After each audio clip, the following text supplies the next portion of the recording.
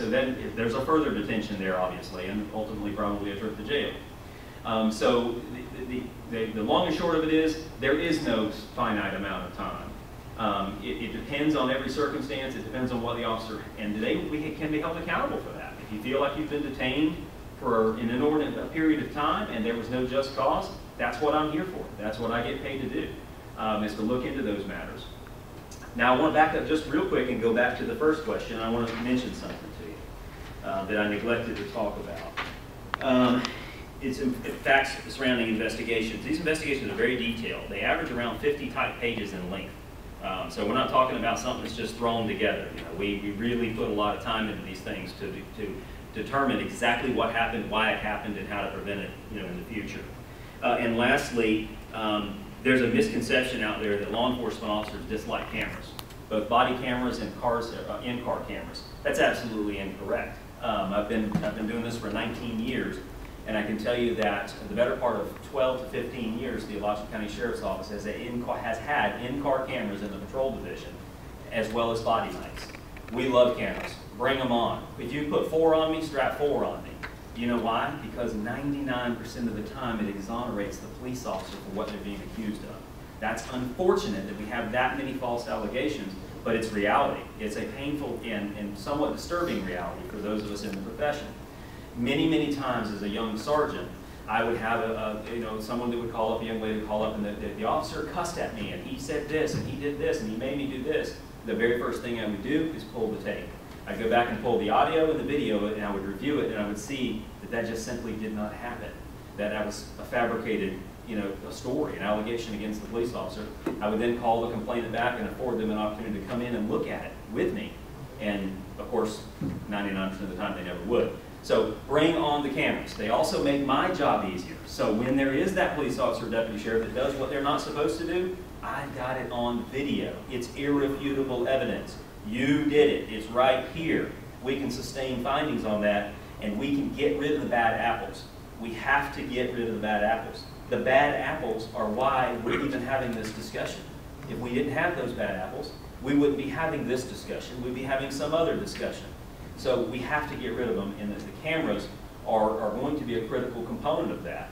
So we want the cameras. We say bring on the cameras. The question of the day is, how are we going to pay for them?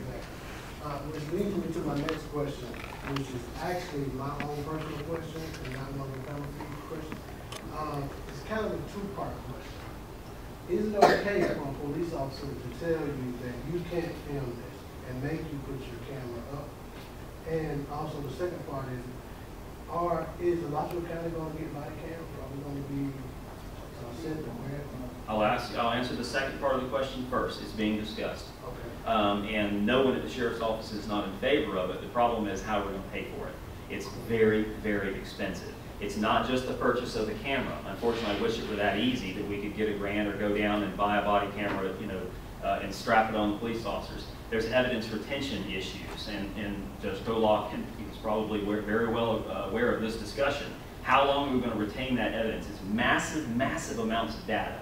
Anytime you start retaining massive, imagine if I filmed everything you did for a 12-hour shift. You know how much data that is? In high def, that's a ton of data. Yes, we are advanced, we can put people on the moon and do all kinds of things, but when you're talking about storing that kind of data, how long are we going to store it for? There are also discussions that the NAACP and those who are advocates for civil rights are going to have to be involved in. Remember, everything that's captured on that camera then becomes public record. So imagine, okay, just imagine for an instant that you get, a deputy sheriff gets called out to your house for a domestic disturbance. No domestic violence now, no punches thrown. I'm talking domestic disturbance. My wife and I got into an argument. The deputy comes out there. We've got issues where, public records is going to, for certain portions of that are going to become public records. Certain portions are still going to be restricted by the law because it's domestic in nature, but the two kind of start to bleed together a little bit. And I don't know that I want every argument with my wife, with the police officer has to respond to, thank God. It doesn't happen a lot, or ever. I don't know that I want my business to be everybody else's business. And if a police officer is in attendance in investigating something, it's going to become everybody else's business. It's out there. So we're in favor of it, but I don't know, there's a big discussion that needs to take place. What was the front part of that? The front part of it was, can a police officer legally tell you not to film if you're not obstructing what he's doing? Yes and no. I hate to be that wishy-washy, but no, we cannot restrict your right to film from a public place. Absolutely not. That's you know, you have the right to film standing from a public place. We can restrict the location for which you have access to. So if it's a crime scene, for example, if I set the perimeters of a crime scene, you do not have the right to enter that crime scene and film within that crime scene. If I don't want you to be able to film the body lying on the floor, then I need to make the crime scene big enough to where you can't film the body lying on the floor. It's kind of 101, policing 101. But if you're in a public place, you have the right to film. Traffic stops, you have the right to film the police officer and the deputy sheriff on the traffic stop. We cannot forcibly remove a cell phone from your person for the purposes of restricting your ability and right to film that traffic stop. We can take reasonable measures and accommodations within that traffic stop to make sure that we can still conduct the traffic stop. Example, if I pull you over, sir, and you pull out your cell phone and you refuse to cooperate with my investigation by producing identification and it's all about the filming for you, you're obstructing my ability to perform my job. Okay? So you don't have the right to do that, but you certainly have the right to film the traffic stop, and many people do.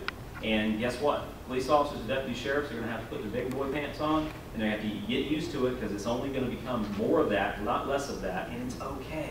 It's okay. It's okay that you guys do that. That's fine. If you're doing what you're supposed to be doing, and doing it, and you're righteous, and you're right, bring on the videotapes, right? Yeah. No one should fear it. Exactly. Thank you for answering that question. I'm very personal to myself. Now, back to the panel question. Let's say you have a high-profile case. Something happens to somebody, one of the UF students, and it becomes something that TV20 and other TV stations want to see, and they talking about it. Do you have a way to make those cases, the investigation, more transparent to the community? Like the progression of the investigation? You know, we have to be very, very careful because transparency is important, okay? But not to the detriment of the criminal justice process. If you are the accused, you do not want me to put everything out there. If you are innocent of a crime, you do not want me to put everything out there. If you're an investigator attempting to get to the bottom of what's happened, you don't want everything out there, right? If you're a prosecutor, you don't want everything out there. If you're a judge, you don't want all the information out there. So it's a judgment call. Some of it is going to come out by law. There's a process by which it goes to discovery and certain things get released and become public record. And the law, the way public records law is written, it gives a great deal of latitude and discretion to law enforcement. It doesn't, in some instances, not all instances, but in some instances, it doesn't say that you can't release it.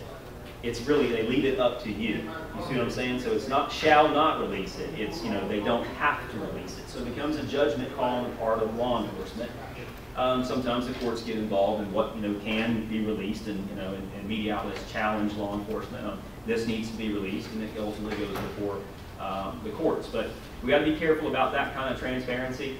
The kind of transparency that's important to you is the world I live in, and that's the internal affairs transparency world. That's what's important to you. The fact that all disciplinary investigations become public record at the time they are concluded, and if you make an allegation, we send you a letter back with the findings, and we show you and tell you how to go about getting a copy of that. Many times it doesn't cost you a dime. We hit send on an email. It's an electronic transmission. It doesn't cost us any time to do that. So it's not going to cost you any money. Shame on you if you make an allegation and never read the investigation, as far as I'm concerned. If it was important enough to you to make the allegation, read the investigation.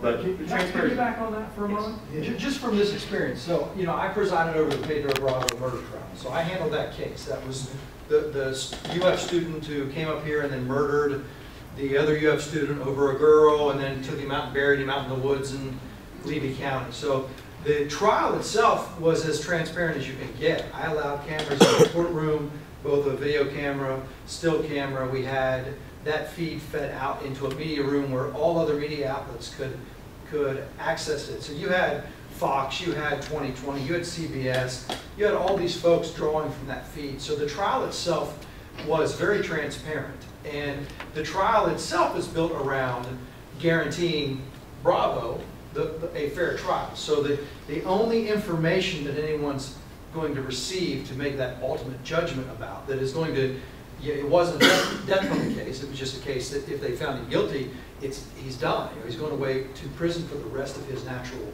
life. There are no options for release. So you want that decision to be made only by admissible good evidence, right?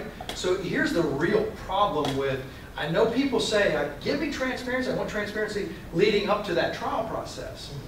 But I'm not so sure those accused want that same transparency, because what happens a lot of times is there's all kinds of information that gets thrown out. Prosecutors have to give the defense jail calls, let's say. There might be all kinds of things being said. They have to give a copy of the accused's interview with law enforcement, whether it's been determined to be admissible, not, or yet. And all that gets put out into the media, and then you ought to try, as the judge, to try to seat a jury now of people, when you bring them in for the actual trial, to now seat a jury of people who will be fair and impartial to that person when they've been fed all kinds of stuff. And I got to tell you, man, this is no offense to anybody who's involved in the media, but they get it wrong a good majority of the time, even from discovery. They don't have, with not having the legal background or the legal training or the law enforcement training, the analysis sometimes is so skewed and off that it's poisoning the fair trial process for somebody. It would be horrible, or let's say a death penalty is sought for someone who's going to have the death penalty imposed upon them. You got to protect the process. So it almost seems to me sometimes that you better protect that process by perhaps limiting how much of the discovery gets out into the public until someone has decided what part of that discovery is even admissible in a trial. Because everyone forms their opinions. Yeah. So when we bring people in for that trial, you got a big chunk of the community says, I can't be fair. My mind is made up. Yeah. What's it made up from? Because what I've read. What I've read and what I've seen, it's made up. So it's that balance between, can you hold off on your thirst for having it all until we get to the trial? Because we'll make the trial as transparent. You can watch it from start to finish from a news feed. You can come sit in the courtroom and you can watch it. It's open to you. You can have full transparency of everything that attorneys for the accused, attorneys for the state, and a judge has said is appropriate for you to consider. Up until that point, odds are you're forming opinions and conclusions that may be coloring how you view everything. Those are your lenses on how you're viewing everything, and much of that may be like really bad, inadmissible, inappropriate stuff for you to even consider. Good answer. Just to piggyback. Good answer. For those who may have came in a little bit late, that is Judge Kolaw. He is the head of the 8th Judicial System. And some of his questions, some of the questions I asked him kind of intertwined with the captain's field and what he is good at and what he does in his profession. And it kind of intertwines with the judge also. That's why I'm going to take one of the questions I asked him and bring it to you, Captain. Like you said, we got to. There's got to be a time limit on it. We still working on that. That judge. It was actually Judge Kolaw's third question. It was concerning the high influx of street-level drug arrests. What are ways to